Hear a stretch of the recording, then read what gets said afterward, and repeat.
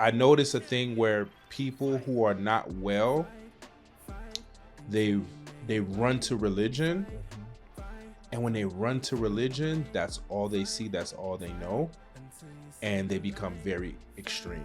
They haven't dealt with the trauma that they're experiencing. Yeah, you found community. Yeah, you found people that lift you up. Yeah, your faith is moving you forward, but there are some practical things, and there are some surgical things from a mental and emotional perspective that need to happen. I know my church people are not gonna like this, but the church does not have all the answers.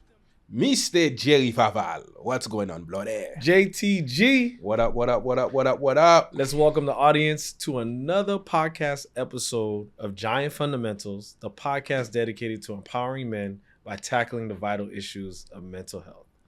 With that being said, how's your mind? How's your body? How's your heart? What are you grateful for? Just grateful for life in general. This week was a stretch because I seen the most clients I've ever seen. I seen over 30 clients this week. So that was, it was great to see my capacity grow, but in the same breath, it's like, oof, boy, I ain't trying to do this all the time like that. But I would say the thing for me that sticks out the most this week is I went more inward. I know it's kind of crazy because I'm always saying I'm going inward, but there's levels to it. I was just very intentional about not being on my phone, keeping my phone out of the room when I'm going to sleep, when I'm going on my walks, leaving my phone in the house, just being more present with myself and allowing myself to really listen to my thoughts and feel what I need to feel, not jumping to anything to distract me like social media or TV or anything like that.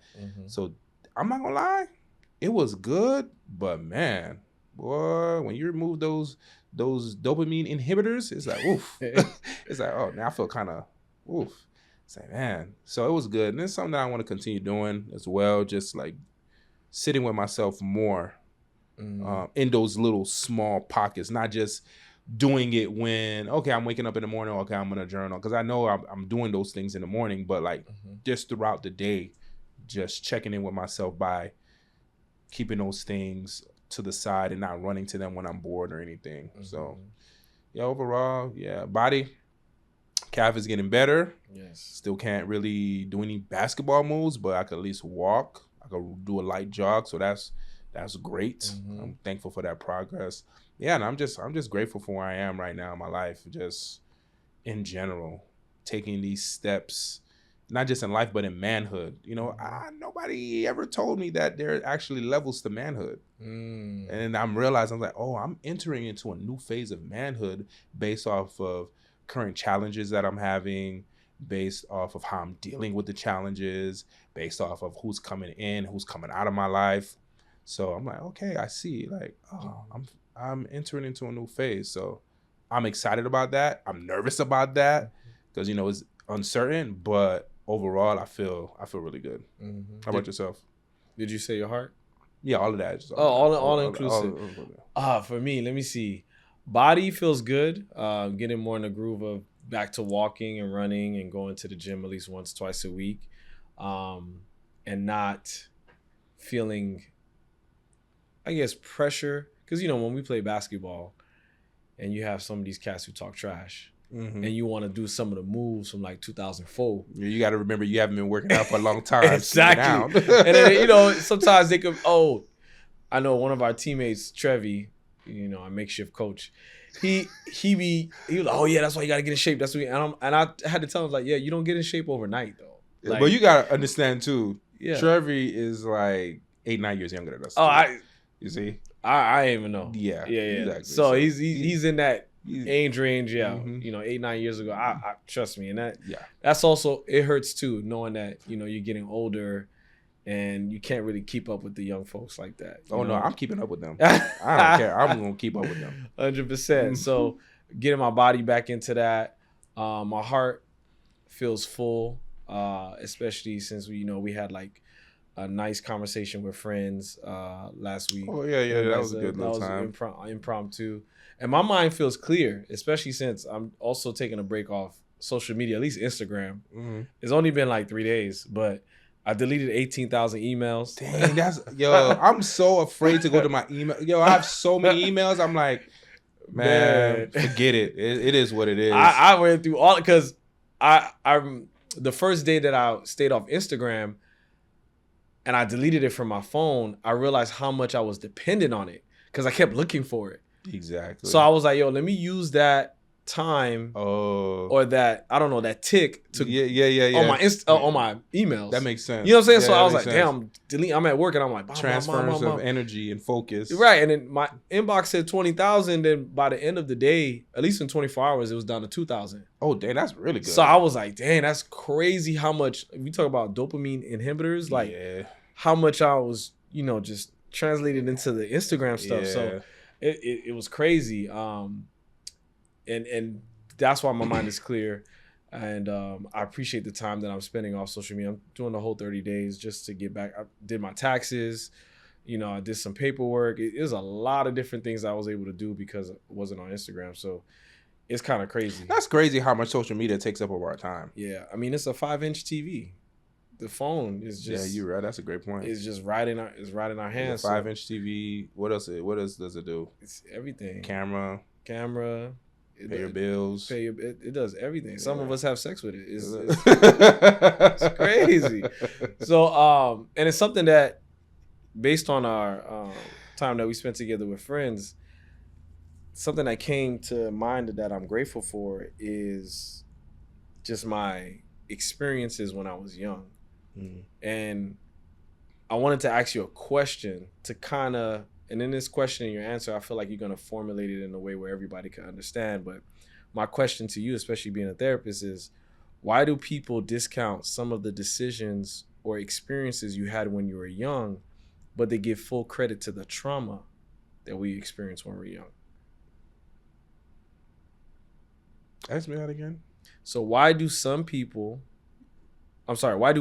sometimes discount the decisions or experiences we had when we were young, but they give full credit to the trauma that we experienced? When you say experience, what do you mean? Because trauma is experience too. So when you say experience, what are you talking about? Like, what type of experience? So when I remember we were talking, and me, you, and Bencha, you were asking me about like relationships that I had like previous, and I brought up a relationship in high school, and both of y'all are like, oh, that don't count. Yeah, it don't count. So right. So why is it? But if I tell you I got raped in high school, that counts. So why is that experience as a young man doesn't count, a romantic experience or whatever it is, but the trauma does? Well, that's a great question. I think because with the trauma, it's something that sticks with you a whole lot more. Like, it's like embedded in you until you can do the purge, versus like a experience when you're dating. It's like, yeah, you get a little puppy love or whatever, but you didn't really fully experience the breadth and the depth of a real romantic relationship. You normally start to experience that when you start getting more, what do you call that?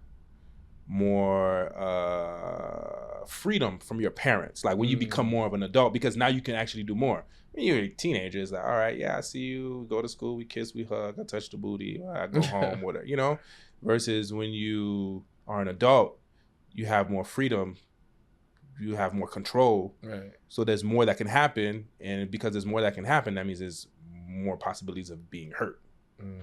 Yeah, not to say I don't want to discount the teenage love, because I definitely got my heart broken when I was a teenager. Right. But if you think about when you're a teenager versus when you're an adult, and it's more on the line, it's just different. It's just different. Well, the reason why I was grateful for those young experiences, because in those moments, they're part of my identity, right? So sometimes when I say full credit to the trauma, is like you said, we feel like the trauma sticks with us, but subconsciously, those other puppy love experiences stick with us too. Oh yeah, for sure. They're definitely there. And I wouldn't even, I understand what you're saying, like they're part of your identity, but I wouldn't even say that. It's just part of your journey that shapes your identity. Well, yeah. And for some people, it would be something to where it's like, that may not have been anything. It's like, oh, that was nothing. But for somebody else, it can be like, oh wow, that was a turning point in my life. So it is also subjective. However, the mind still locks those things in. I mean, every single experience that we've ever had, the subconscious logs it in. Every experience. So no experience is, I don't want to say no experience is not wasted. Yeah, pretty much. No experience is wasted, whether good or bad, whether it give you good results or bad results. No experience is wasted. I just think that there are certain experiences that become, what do you call it? They become core memories. Not everything that we experience is a core memory. That's why it's something that I do with my clients as I'm going through like a trauma timeline with them. I say, give me 5 of your most traumatic experiences that you've ever had. And then when they do that, the emotions be crazy sometimes, and just kind of talking through it, because those are actual core memories. But we also have good core memories too. Yeah, that's something that I was grateful for, because in both of you guys' reaction, I didn't notice until you guys reacted the way you did, and I was like, oh, because you always credited me for manning up or being mature when I had my first daughter. But I already had been doing that in my high school relationships before that. Yeah, that's because you're crazy, that's why. Right. Yeah, you want to be in love. That's your problem. 100%. Yeah. But the responsibility that I took was because I was already practiced doing that at a young age. I didn't know what I was doing, and I wouldn't suggest anybody else do that, as Mitchell would say you was a duck. You know what I'm saying? So that's why I'm like, oh, okay, so you're crazy. Yeah, she's crazy. I know. She acted like she wasn't doing duck stuff too. Exactly. We all were, man. We all were. Exactly. But just look different. I appreciate the response, because I was like, oh wow. Like it made me realize that I didn't take a lot of credit for a lot of the things that I was doing at a young age. Now, looking back at it, if I could tell my younger self, I would have told him to spend more time being a child, like enjoying your teenage years. You didn't really have to do all those things. But like you said about core memories and how they're in the subconscious, I was like, wow, I didn't realize all this stuff was happening. You know? Now let's get into our mental health music, our Eminem for this week. It's from Kanye's new album. What is the album called? What's it called? Oh, Bully. Bully, yeah. From Ye, formerly known as Kanye West. The artist formerly known as Kanye West. Exactly. It's a song called All the Love, and it's very simple. It's just repeating the same thing over and over. It says, we don't have to worry, and we don't have to hold on to the pain we left behind. Wounds get healed with time. And now you got all the love and all the shine. You always wanted all the time. I just keep repeating the same thing over and over again. Yes. And this stuck out to me a lot because based off, kind of like what we were just talking about, a lot of times we tend to over-identify with our traumas. And literally these things happened in the past, but we don't know how to let them go, and we're allowing them to steer our lives. So even in that conversation that we had that Sunday, I was thinking about a part of it where I expressed that, I just go with my instinct. And then you guys are like, no, it sounds like fear. And in that moment, I was a little stunned a little bit. I was like, is it fear for real? So I had throughout the course of the week kind of revisiting that. I'm like, wow. I'm thinking back to my past. I'm like, yo, a lot of decisions that I made in my life, I thought it was instinct, which it was, but it was rooted in fear and anxiety. Why? Because I grew up in a way where I had nobody to have my back. Right. So I was always hypervigilant. So if you're hypervigilant everywhere you go, you're making decisions to protect yourself. That just doesn't go away like that. You start seeing everything from that lens, because what a lot of us don't recognize is that we all have a VR lens. Like, our perspectives of life is literally a VR lens. Wow. And if you don't go into the mainframe to shift that and like really do deep trauma healing work, and then actually experiencing life in a way where you're making decisions opposite from what you've always done, you're going to continue on that. So I recognize, like, dang, I've always made decisions from a place of fear, anxiety, hypervigilance. And even the best decisions that I've made, a lot of that was a part of it. Like, whether I was going to do something, it was like, all right, I'm gonna make this decision because maybe I'm afraid of what people are gonna say. So let me make this choice here. Right. Or, man, I'm afraid of what people are gonna say. So let me not make this decision here. Right. But that happens when you grow up in a home where you, in a community where you don't feel as if you're appreciated, you're loved, you're accepted, you belong. Because the natural tendency for a lot of human beings is, especially at that age, is either, I'm bad, I'm gonna act the hell out, which I had a stint of that. And then after you get tired of that, you're like, man, I feel like I want to belong. So let me capitulate and let me be someone that is going to garner respect, acceptance, and love. But all of that is rooted in fear of being cast out of a community. So I'm like, damn, a lot of decisions that I've made have been rooted in that. But it's not like I didn't know that. Right. Because I've been in therapy, going to therapy, and I'm seeing all these things and I'm realizing all these things. It's not like I didn't know that. But it's like, you know how like you're like something, but there comes a point in time where you're having a conversation or something happens, and then it's like, oh shit. It's like it becomes greater. It's like you already knew it, but it comes a deeper level to it. Be like, oh, I feel like that's what happened to me over the weekend. I was like, oh. But then I can also see how I've been making decisions to move away from that. Yeah. Yeah. So when I hear this song, the part where he says, wounds get healed with time. Yeah, they do. But in the same breath, if you're not aware that you have a wound, that wound will run your whole entire life until the day that you die. Right. When you sent me this song, what I loved about it, I didn't even know the words. And this is where I feel like music is the ultimate language, because there was something about it that had me in a trance. There was something about it that was healing. Right. It was something about, like, it's Kanye anyway, so I love his, the way the way he puts music together. But I was like, man, I know you sent it to me for a reason, and I text you that. I said, I know you sent this to me for a reason, but there's something so powerful about this song. And you was like, wait till you hear the words. Wait till you actually read the words.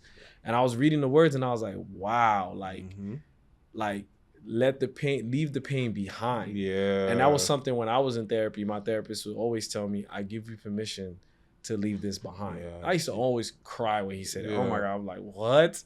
And he was like, he would ask me why I'm crying. I was like, because it's like, you are taking this weight off my shoulders. You're just, I've been carrying it for so long. And the fact that you're the first person to ever say you have permission to leave it here and to leave it with me or leave it in this session and not worry about it, it's like, that was crazy. And to your point about where you're talking about, I almost feel like you were breaking down the formula between head knowledge and heart knowledge and how many levels of it there is. And when you talk about a community, we all have a village mentality. That is human nature. If you go back to the beginning of time, villages, we were all in villages and we had to be part of the village to survive. And every generation is a new level of consciousness, but we still have that human nature.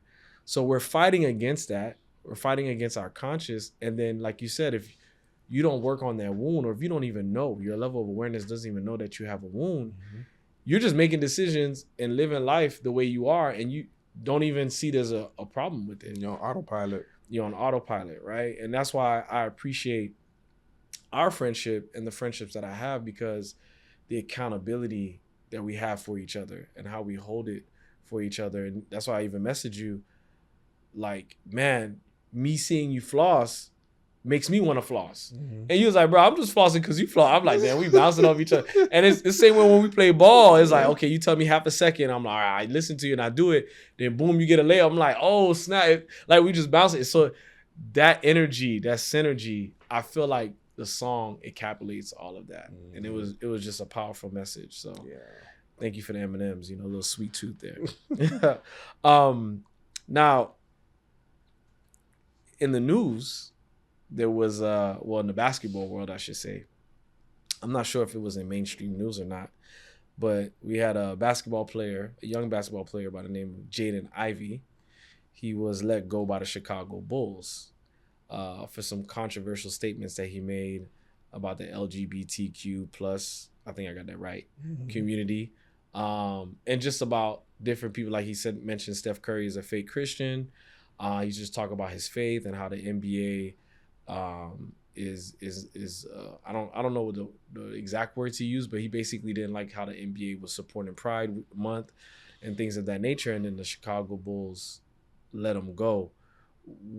What kind of comments can you make on his situation, his state of mind, or what information could you give us on that? Yeah, I watched several people talk about the situation, and I saw his clips and him talking, because he also did mention how he was molested or raped at a young age. Yes. He tried to commit suicide. There's a lot of things that he experienced. I'm like, wow, this young man is not well.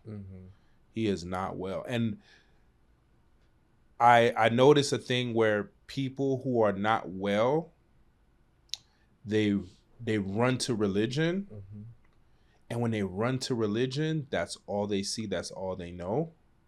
And they become very extreme. And this is why doing trauma work is very important, because people will just run to religion and it feels safe. You have people that embrace you, be like, oh, it's okay, which is great, because like you said, the community aspect, that's important.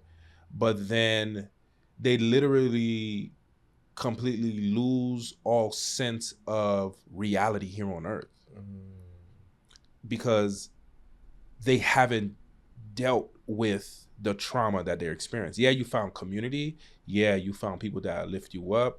Yeah, your faith is moving you forward, but there are some practical things, and there are some surgical things from a mental and emotional perspective that need to happen for you to be a full, not a full human being. Let me not say that, but to become healthier. Yes. And I know my church people are not going to like this, but the church does not have all the answers. I'm sorry to tell you that. Like, even just think about it. Would you go to a medical doctor to get your car fixed? No. I mean, wait, you gonna say something stupid? I waited. Them Cubans, they be brain surgeons in Cuba, and they over here and they fixing the Lexus. So I don't know. You know what I mean? They could do both. I love my Cubans, by the way. But no, you wouldn't. Right. Nobody would do so that. Why is it that we think that the church is a one size fits all type of, like, it solves every problem? To me, it doesn't make sense. Like, even the Bible tells us that, hey, there's people to do this and there's people to do that. Like, I believe it was in Moses' time where it said God assigned people to do certain things. Like, you had the men who were talented with like welding. You had men who were talented and gifted with wisdom. Like, you had different people for different things. So,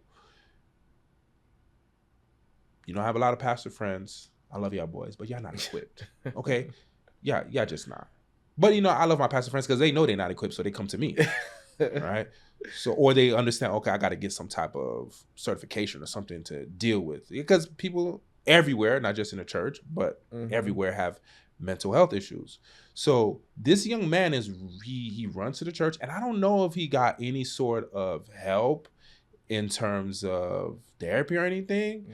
But I hope he does get it soon, because he is looking crazy. So, from especially our parents' generation, going to therapy was like, that's not even. It was better for you to go to church, to go to God, to rely on your faith. That was not even something that. That was not that. That didn't exist. That was like for the rich white people. Right. Yeah. So how do you counsel someone who may have be coming to you and has gone through the faith part of it, right? And they're stuck in that religious lens. Yeah.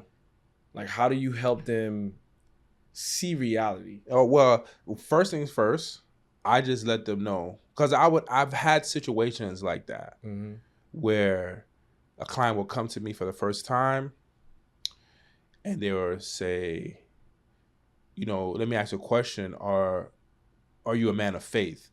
And that question really bothers me. It does, because again, like, Christians are not the only one who have faith. Like, so the Muslims don't have faith. Right. You know what I'm saying? Like, some of that worship the sun, they don't have faith. Right. So, but anyway, that's besides the point. So they asked me, I understand what I mean. I have even first. I said, well, I keep that away from what I do as a professional. And we're like, oh, why is that? I said, well, because it can become something very biased, because what we don't recognize is, if you're leading with your faith, then there's a chance that I can prohibit your growth and your healing, because I'm strictly coming from this lens. It has to fit within this box of the faith. Because we're like, that's Christianity, Muslim, Hindu. Those are boxes of faith. So there's a great chance that what you're experiencing and what you've gone through cannot be answered within that box. But what I'm going to do is I'm going to try to find a way to answer it within that box. Got you. So I'm literally hindering your healing.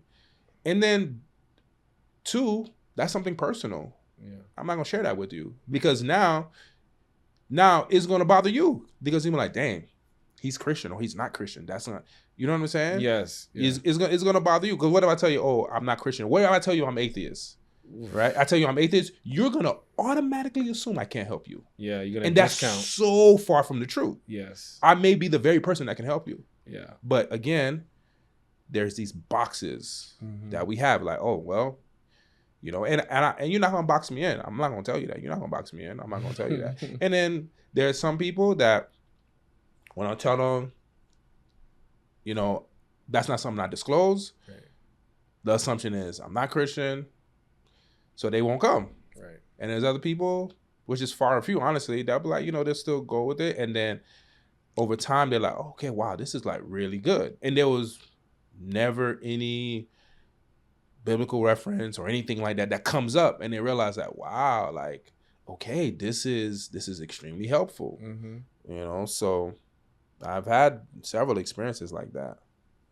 So when it comes to the Jaden Ivey situation, something that I heard Colin Cowherd say this, especially for our minorities, our Black individuals, if you ain't that good, you need to be quiet. Oh yeah, and he was injured too. Yeah, he was injured. You need to. He is injured. He is injured, and mentally and physically. But what I will say is, like, you have to be careful, because especially if you are the breadwinner in the family, like. But that's the thing. That's the point I'm making. The religion li point tattoo. It just takes you away. You're not in reality. You're not thinking like that. Yeah, because you can't. You're not thinking like that at all. Like, because I know how it is to be in your faith, to be extreme, and to be energized. Right. Yeah. For what you believe. Yeah. Like, I totally. Because it feels like you have a greater purpose. Correct. Yeah, for sure. And it's like, you don't realize, and his journey is his journey. You don't realize the damage that you're doing, because you're somehow, I don't want to say speaking out of turn, especially now it's just different because you have social media. So it's one thing where if he said it to one person or one teammate, now he's saying to millions of people online. Yeah. So it's exaggerated on both sides. So he's going to have people that feel like, hey, he should have never lost his job because of his faith. Of course, yeah. And then you're going to have those people that are like, bruh, like, what are you doing? You're alienating a whole nother set of people that did nothing to you. Yeah. They didn't bother you. So it's like, at the end of the day, like you said, he has to do a lot of mental work. I mean, I want him to have his faith, but I do want him to see a professional. Hopefully he is seeing one. Because I was also reading articles where his wife, she is frustrated with the narratives that are being built. Yeah, I heard that they said that, I heard that he beat on her, and there's a lot of he got a lot of stuff going on. I'm like, you see, this is why you cannot envy someone's life. You think, oh, he's in the NBA, you know, he's made it. No, these people are real people. They got real issues. I'm like, man, that's a lot going on. Yeah, and I'm glad you said that, because someone like him externally looks like a high performing man, right? That's what we would consider someone that is high performing and, you know, that's living a successful life. He has an NBA contract. He has his wife, his kids, and things of that nature. But I know you wanted to bring to the podcast 3 undeniable qualities of a high performing man that most men miss. So what was your mindset in bringing that? Because you had this topic before Jaden Ivey. That's true. Yeah. So it just, you know, coincidence. Yeah. You know, or the way the Lord works. It brought it all together. So tell us, why did you want to bring it to the pod? Well, the culture around men is there are certain things that classify and that qualify you as a man that is successful. And you started to allude to it with Jaden Ivey is, okay, you got discipline, because we just stay with Jaden Ivey, right? Yeah. You got to be disciplined to be an NBA player. Like that's years and years. Like you took your whole, from maybe like 9, 10, 12 years old up until 19, 20, getting up, practicing, and then you get into the NBA. It's just a whole nother level. Yeah. So you gotta have some level of discipline. Normally, men who see other men who are disciplined, it's like, okay, like you know, there's a respect factor there. Yeah. Then with the discipline comes money. You see a man, it's like, okay, he got money, so he got it all together. Then with the money, what else comes? Comes status. Yeah. So normally, when it comes to the culture of men and how men see what these qualities are, like what a high performing man, what the qualities that they have, we normally look at those 3 things. Yes. And the reason I know that is because there have been several men, a lot of men that I've worked with over the years, that real life happens. And one of the things that happens in real life is that you lose your job. Yeah. And when they lose their job, they make less money. Yeah. When they make less money, it's an ego hit, it's an identity blow, and they don't know who the hell they are. Yeah. It's like they can't function. They feel less than. They can feel like, and I've heard men say it, like they starting to think that their wife is cheating on them, the girl is cheating on them because now they can't provide. And that's why I would tell them, or I would just broaden the perspective of provision, and I would say, okay, what are some other ways that you provide as a husband? And they're stuck. They can't tell me. Yeah. I'm like, yeah, do you emotionally provide? Like that's providing as well. It's not just financial, but within the culture of men, we just think that providing financially, that's it. So if you don't have money, you feel less than a man. Yeah. So over the years, I'm looking at this, I'm like, okay, this is like a common trend for most men. Discipline, money, status. But as I am doing my own work, and as I continue to work with men, I'm starting to recognize that, we are definitely missing the mark on certain qualities that a real high performing, like not a high performing man that is performing for the claps. Not what do you mean the clap? Like not clapping the booty. No. Oh, the butt cheeks. I was talking about for the strip club. Wrong clap. The wrong claps. Gotcha. Yeah, but we can be fooled because a man could be disciplined. He can have status. He can have money, but he can have no peace within himself. Why? Because it's shallow. He's just doing it for approval. Or, he was the duck growing up as a kid. And he was like, I'm going to show, and then you get older and then, you start getting money. And then you feel good for a little bit because now everybody's, but then after a while it's like, dang, it's not working. It kind of reminds me of Michael B. Jordan. And of course, I don't know him personally, but it's something that happened a couple of years ago with the young lady that was interviewing him, and they actually went to school together. And then he remembered, he was like, oh, yeah, the corny kid? Yeah. And she was like, oh, no, I didn't call you. He said, oh, no, yeah, you did. I was like, ooh, yeah. But I like that, though. I was like, yeah, you gotta ask good. You know what I'm saying? But it's like, I wonder how much of them calling him the corny kid or trying him pushed him to be who he is today. How much of his success stands on that trauma, that hurt? Because bullying is traumatic. Yes. Being picked on is traumatic. So I wonder how much of that, of his success stands on that. Is that necessarily a bad thing? Because when you talk to, I've been around a lot of quote unquote high performing men who are successful, who have the status, who have the money. And they all have similar stories about maybe they had a parent that bullied them, or they had kids that bullied them. Or like you said earlier, fear drove a lot of their success. Yeah. And now they're at the top of their success and, they're the man. So to them, they're like, it was worth it. But you're on the inside talking to these type of quote unquote high performing men. So is it really worth it? It's not worth it. It's not, because the reason why I say it's not worth it is because there's gonna come a point in time where you're going to have to face yourself and all the feelings that you have about yourself, about life, and about others. There is no amount of money that's going to make you feel good about yourself. There's no amount of money that's going to wash away the trauma that you experienced as a kid. There's no amount of status that's going to take those things away. Now, I make the disclaimer.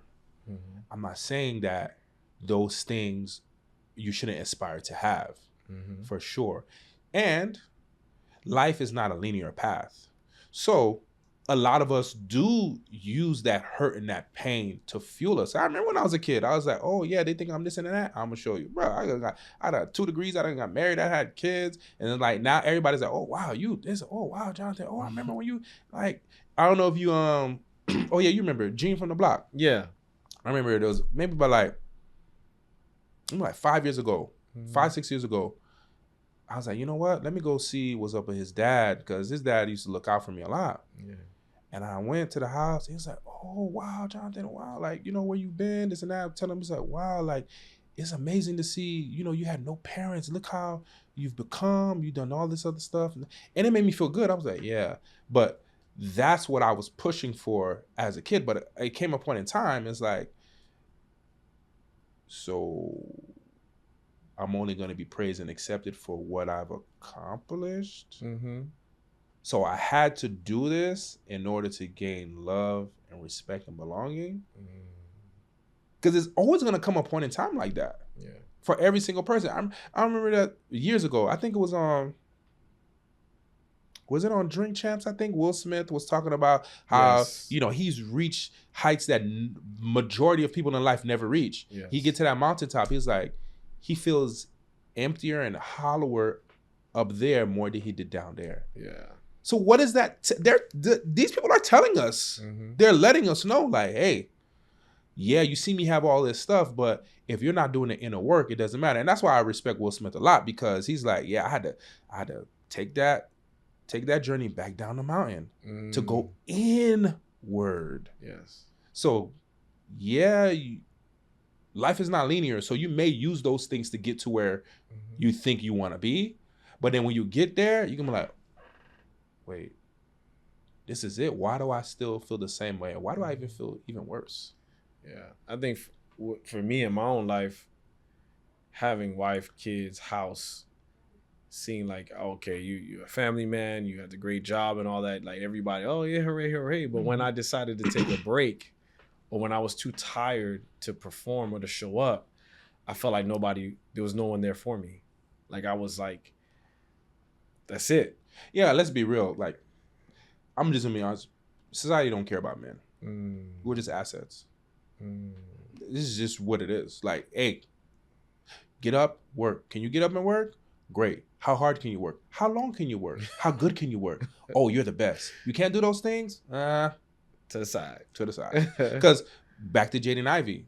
If he was like on an all-star, let's say if he was Ant Edwards. Oh, slap on the wrist. They would have never cut him. No.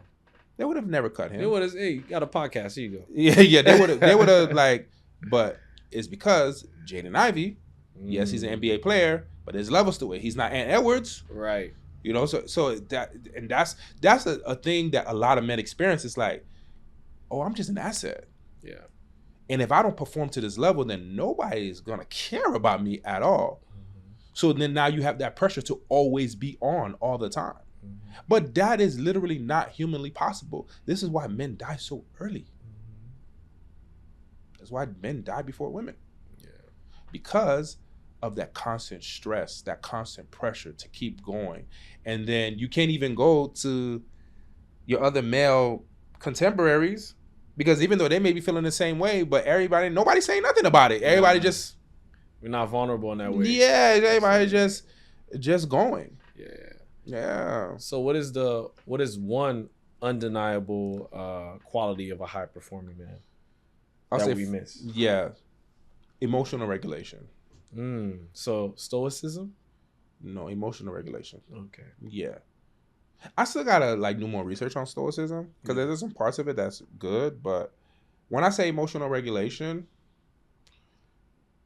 it's really being able to feel how you feel, acknowledge it, accept it, but not allow it to drive you in a direction that is not associated with the man you want to become.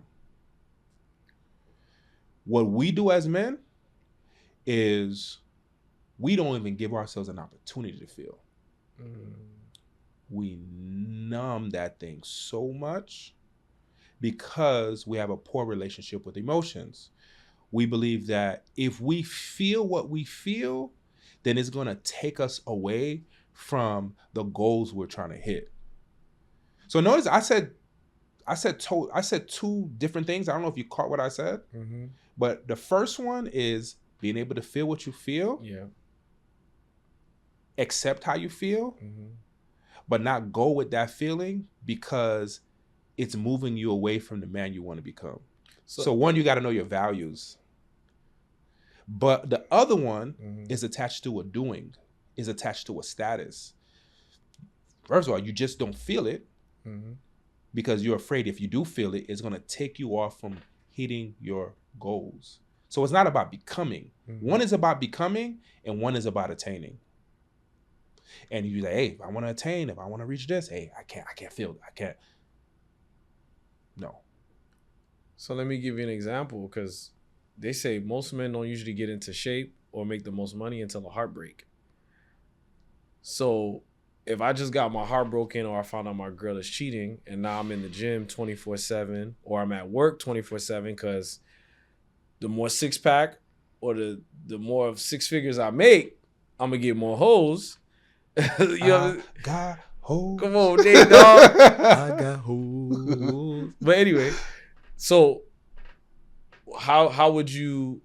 Because that's the normal. You're skipping ahead, my good man. Oh man, yeah. But the emotional regulation in that. No, there's no emotion. That's not emotional regulation. That's not emotional regulation. So I should just feel the hurt. Yeah. And accept the hurt. And then use the hurt in a way that's going to strengthen your inner self. Not to be like, oh yeah, I'm going to show you that. Okay, you have. I mean, that's what come on. I know. That's why I say you're skipping ahead. We're going to get there. Okay. Yeah. So the thing is, we lack in emotional regulation so much that I'm seeing a couple. Let me just say this. I'm seeing a couple right now. And the guy is saying how, yeah, I get it. I don't really acknowledge how my wife feels sometimes, so on and so forth. But feelings, what he said, no, he didn't say feelings are not real. But he said, oh, feelings are not facts. Okay, yeah, that's right. A, Feelings that's, are not, that's he's a like, popular one. Yeah, feelings are not facts. Right. And I'm like, you know what? You're 100% right. Feelings are not facts.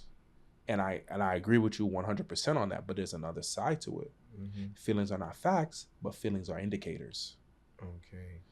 So he's like, what do you mean? Well, when we feel something, it's telling us something. Something's going on. Yeah. So instead of you looking at, or dismissing your partner's feelings because they're not facts, look at it from a perspective of, okay, yeah, they're not facts, but why is she feeling this way? Mm-hmm. Where is this coming from? Mm-hmm. Like, leaning with curiosity. Because if you just stay with feelings are not facts, you know what you're going to do every single time? Yeah. You just in your feelings. Feelings not facts. You're just going to dismiss it every time. Right. Because we're going to logically. Yeah, exactly. So exactly. Even the example I gave about the heartbreak, some of the feelings that I may feel is like, I'm not worthy, or I feel less than, or. That's the thing. Mm-hmm. We suppress so much. We numb so much. Most of us never even. That's too high of a level of a thinking for a man who doesn't know how to emotionally. But that's regulate. What I feel, but I don't even know how to. Like you said, I don't even know how to express that. You don't even know that's how you're feeling. Bro, there's so many times where a man, okay, perfect example. This guy, he lost his job. Mm-hmm.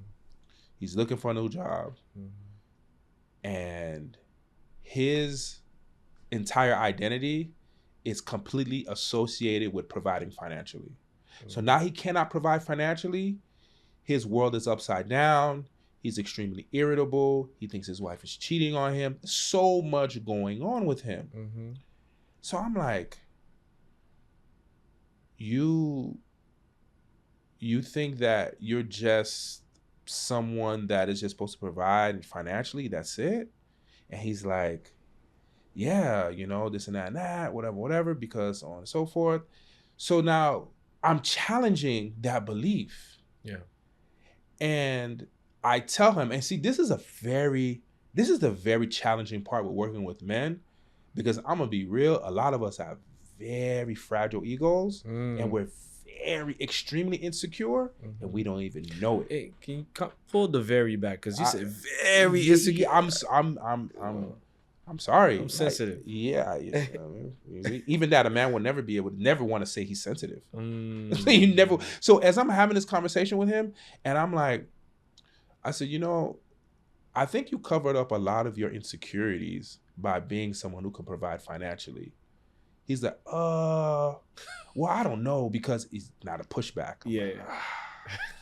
The pushback. And it's like, because we never stop to think that, oh, I'm feeling this way, I'm thinking this way because I'm insecure. I'm feeling this way, I'm thinking this way because I'm anxious. Because it's like, oh yeah, I'm thinking this and that and that. I said, that's all anxiety, right? You're catastrophizing. And he was like, so you're saying I have anxiety? I said, well, I'm not going to say you have anxiety, but these are anxious thoughts and you're going down that path repeatedly. Like, you seem very overwhelmed and worried. That's anxiety. Man don't want to be associated with being anxious. Wow.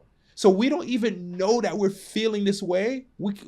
So when somebody brings it to our attention, oh Lord, we cannot accept it. Mm-hmm. It's hard to accept it. But the reason why is because we numb. Yeah. The great old saying, oh, you just gotta push through. Yeah, push through. That's what we do. So that's not emotionally regulating. That's actually self-abandoning and denying yourself. Mm-hmm. That's not healthy. Yeah. It reminds me of the quote, no pain, no gain. But we use it totally different than what the quote may actually mean for it to say. So what's the second undeniable quality of a high-performing man? Self-leadership. Self-leadership. So that goes back to the question that you asked, or the scenario that you brought up, where you heartbreak, you go into the gym, you start working out, so on and so forth. Mm-hmm. This is where real discipline lies. I know the women are gonna love this part because they will always want a man to lead. So here you go. I let my man lead. Go ahead. A lot of us are leading a lot of us are disciplined based off a role that we're playing, based off of gaining external validation, based off of a hurt. A lot of us are being disciplined because we're trying to stave off embarrassment or whatever the case may be. But a true high-performing man is self-led. Like, it's not attached to, oh, because I'm a husband, I'm a father, I'm a CEO, that I have to be this way. It's not performative. It's just literally like who you are. If I wasn't a family man, I still would have been doing similar things.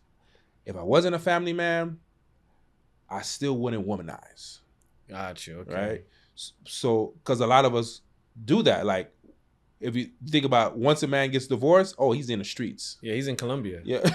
Yeah, he's vibing. Yeah. You out there. Yeah. Right? So that's not self-leadership. That is because I was playing this role, I had to be this way. I had to be disciplined in this way. But now that role is no longer there, oh, I'm free to do whatever I want. So that means that was not a true quality of who you are as a person. Yeah.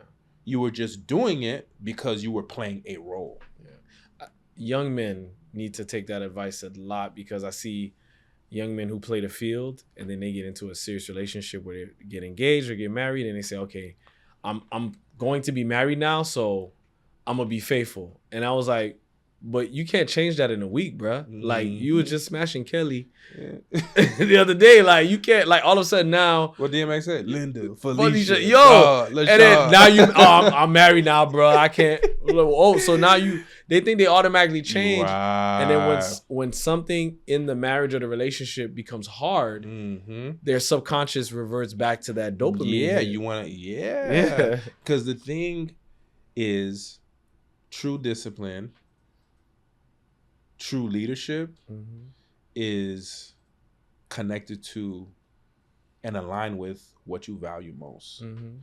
This is why I took the time to really stay away from social media, go on walks more, just stay away from my phone. Yeah.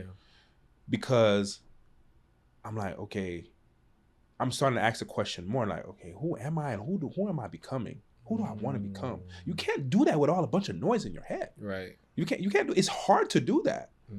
You having all these conversations with, you know how many times people hit me up in a day? Oh, yo, I wanted to run something by you, or this and that and that. So now I have to put boundaries with people that I care about, because I'm like, yo, I'm already seeing so many clients a day. Yes. I can't also take every single person's call, every single person's text message, because it seems nice, it seems noble, but subtly I'm putting myself to the back burner, and I don't even realize in real time who I'm becoming. Like, we could say, oh yeah, I want to do this, I want to do that, but then your life and the decisions that you're making are not in alignment with it. Yeah. And you're not even doing anything wrong. Right? It's just simple, basic things. Right. So I'm like, okay, I need to drown out all these voices, all these opinions, even good ones. Yeah.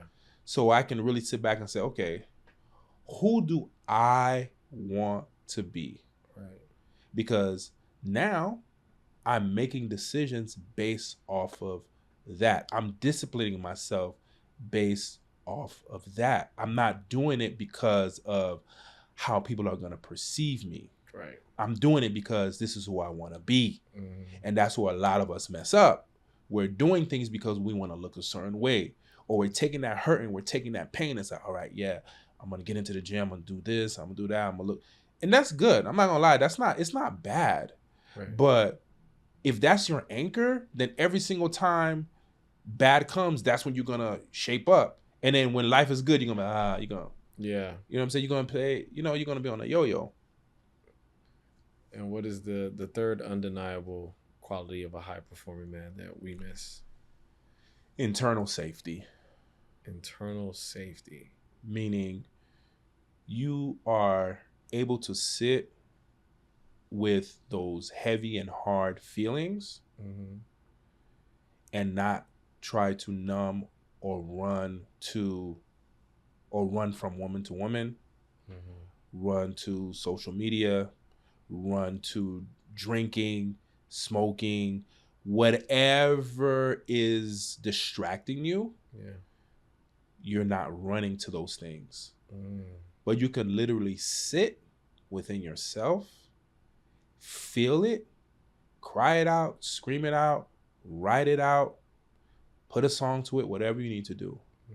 You can sit with it, because what a lot of us don't recognize is that the reason why we run to these things is because internally we don't trust ourselves.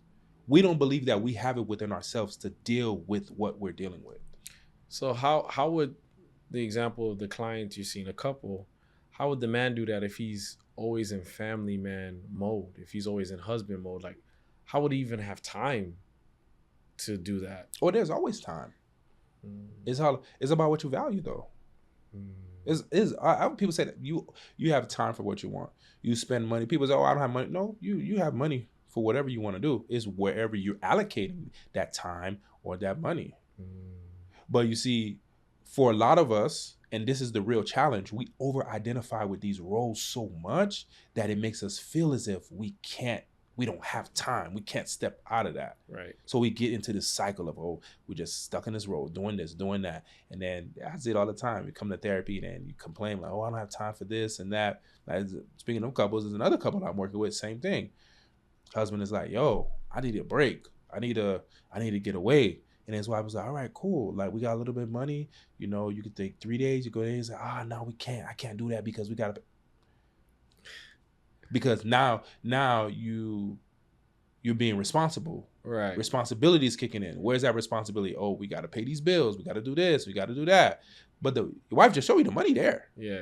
But you're over-identifying with your role so much that you first say, man, it's backwards. It's like, man, always being on 10 for everybody is stressing me the hell out. Yeah. Then the solution comes to you, be like, oh no, I can't because I got to do this and that and that. So now you go right back to those roles again. The thing that you said you want space from. You see how it works? It's like we're constantly doing this thing where it's like we say, oh yeah, we don't have time. No, you got time. You don't have money. No, you got money. It's just that you're just over-identifying with these roles so much that you can't even see that. You know, I could speak to that because I feel like there's an internal guilt that I would have if I took that money and that time for myself and then enjoyed it. And then the consequences came from that, whether the light was off or we couldn't pay for some type of field trip for the kid or some bill wasn't paid. I would feel guilty because, man, I took 2 days to be by myself and now this responsibility was let down. So how do I deal with that? Like, I feel like I can't do that because of that. No, you can. It's simple. If you have a budget, you just start pulling a little bit from this place and that place, this place and that place. Or you just say, yeah, hey, I will usually buy, I don't know, whatever I buy, like just like little things that you buy. But like, hey, I ain't going to do it this time because I'm going to put money here to do this, to get away. Right. And I promise you, it's even greater than that. Is where you're putting your energy. That's really what it is at the end of the day. Sometimes we say, oh, we can't do this or we cannot because we have this responsibility, that responsibility. Nah, it's not even that. It's just that you truly believe energetically that you don't deserve a break. Is a part of your identity. You don't believe that you deserve or you earned a break. And you may be thinking that because you have all these other things that you need to pay. So it's never about the money and the time.